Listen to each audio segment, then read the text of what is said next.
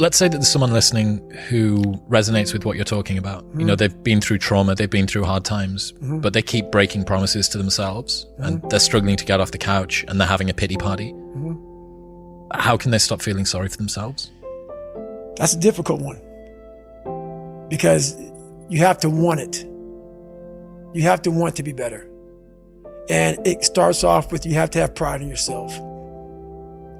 You have to have pride in yourself. You have to have, there's something about you, whether it's your last name, whether it's just the smallest thing.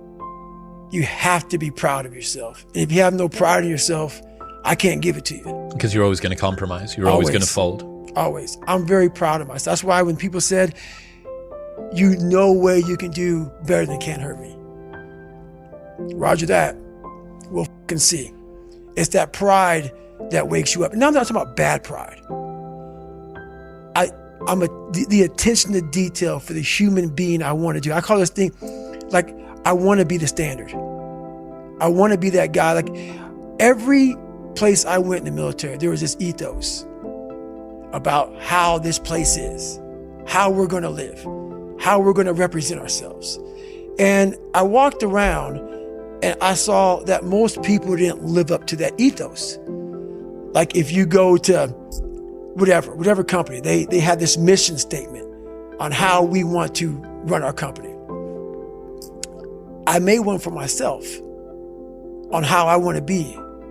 And that is why if people can make up a mission statement, an ethos in which they want to live by, and every morning you wake up, you hold yourself accountable to that mission, not a company's, your own. Make up your own mission statement. What do you want to be in life? And once you do that, now you can work with somebody to get better. You can work with yourself to get better. But until you know what you want to stand for, you will always just be sitting down. You'll never stand for anything. Although my childhood stuttering was alarming, I wasn't completely undone by trauma. I was distracted by toxic stress. My pain kept me from living a complete and happy life in grade school, and it continued to haunt me into young adulthood. Yet through it all, I retained enough self-awareness to realize how bad things were and remember each and every corner I cut. Strange as it sounds, I was one of the lucky ones. For some victims, their trauma is so devastating that they lose all their self-respect and self-awareness. They are torn down to the studs. Foundational aspects of their character pounded to dust. Part of what saved me from sliding all the way to rock bottom was what I saw in my mother. As much as she tried to hide it, she was the portrait of devastation, which is why I've been able to study the work of the prisoner's mind all my life. She'd been a young woman when she met Trunnis. He dazzled her until she was spellbound. Then, with every slap to the face, every hateful, disrespectful comment, each time he cheated on her, he siphoned more of her life force away until she lost contact with the attractive, intelligent, dignified, strong woman she used to be. It didn't happen overnight. It rarely does.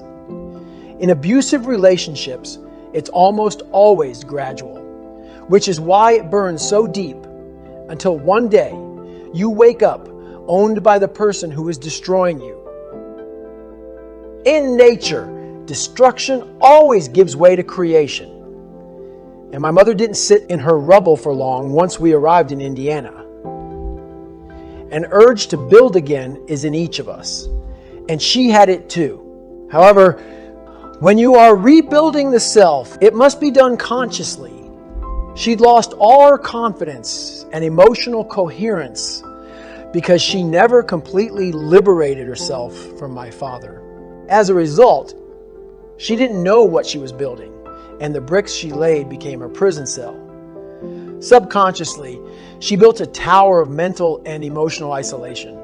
And by the time I was 8 years old, she was an empty shell. She hustled and strived, but very little registered with her emotionally. We lived parallel lives. I couldn't even reach her. The irony is, You build those walls to protect yourself. You think they will make you hard and less vulnerable, but they isolate you in solitary confinement with your darkest thoughts and ugliest memories. You convince yourself that somehow you deserve to be there due to the bad life decisions you made. You believe that you are not worthy of more or something better, and that the damage can't be undone. You are filled with endless shame. When you look in the mirror, you don't see yourself for who you are. And what keeps you locked up in your prison is that false narrative that you continually feed yourself and the false reflection you can't escape because it is part of you. By the time I was in high school, my mom was an independent, successful woman who had survived domestic violence and landed a 6-figure job at a top-tier liberal arts university. Those were the straight facts.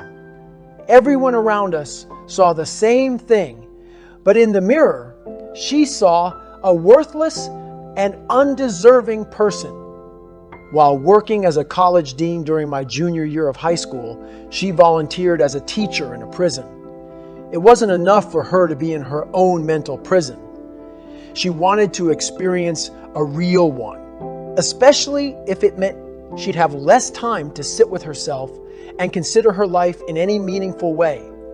After just a few weeks of work at the penitentiary, her daily routine, which had been damn near sacred since we arrived in Indiana, was all over the place, and I sensed something was off. How could I not? With the phone ringing every 15 minutes. Weeks before I was to leave for Air Force boot camp, she finally explained what the hell was going on. She was engaged to a man who'd been in a maximum security prison for the last 10 years.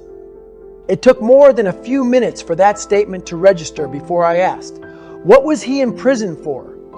She didn't answer right away. She had to collect her thoughts because there is no easy way of telling your son that your future husband is in prison for murdering a woman over drugs. He didn't shoot her. This wasn't an attempted robbery gone wrong. This man straight up choked the life out of a woman over drugs. She went on to say that he was due to be released from prison the week after I left for boot camp and would be moving into our house. It is truly amazing what the mind can do when you fail to rebuild yourself consciously. My dad was a gangster and a crook. Her previous fiance had been murdered in his own garage. And for an encore, she would marry a convicted murderer less than a week after his release from prison. My mom was looking for someone she could save because she did not have the strength to save herself, but the marriage did not go well.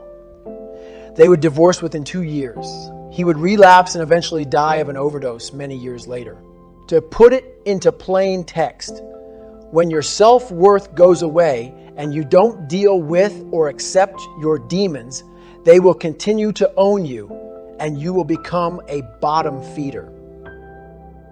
I'm aware that most of the advice I give and stories I tell are built to help you push through impossible situations.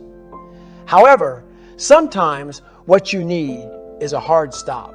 If you ever find yourself in an abusive scenario like my mother's or any sort of battle where you are losing your sense of self and verging on erasure, your best hope is to arrest the slide before you hit rock bottom. Hard stops allow military units and individual soldiers to reorg. That includes reloading your empty magazines, taking inventory of your ammunition, and rearranging your gear so you have access to loaded weapons and anything else you may need in the hours ahead.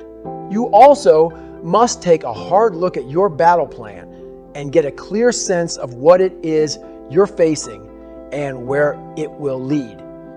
I know firsthand how torturous it is to be continually stalked by a predator.